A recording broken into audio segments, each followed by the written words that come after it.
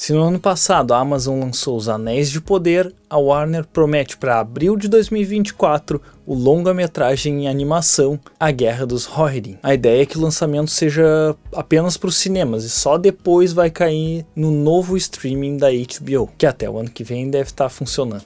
E sobre o enredo? O que se sabe é que ele vai se passar mais ou menos 250 anos antes dos eventos de O Senhor dos Anéis e vai relatar a história do Elm Mãos de Martelo.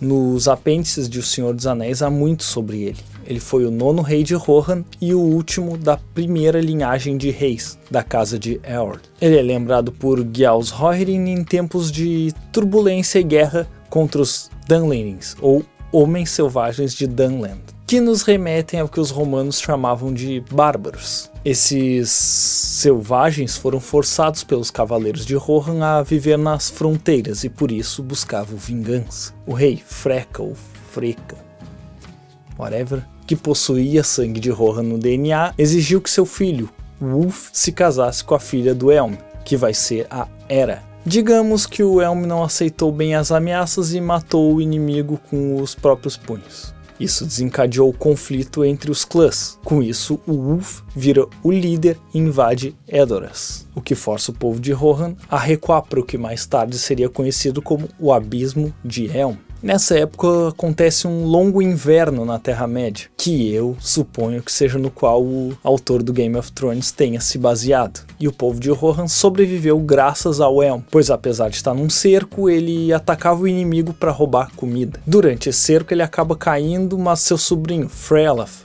assume e eventualmente consegue repelir os Dunlendings, que depois, no final da Terceira Era, servem ao Saruman e atacam Rohan, quando eles novamente recuam para o Abismo de Helm. Quanto ao elenco, tem 2 destaques. Apesar de ser uma animação, atores famosos vão fazer as vozes. E a que mais chama a atenção é a Eowyn, na verdade a atriz dela, a Miranda Otto. Já o Rei Elm será o Brian Cox, que fez sucesso na série Succession.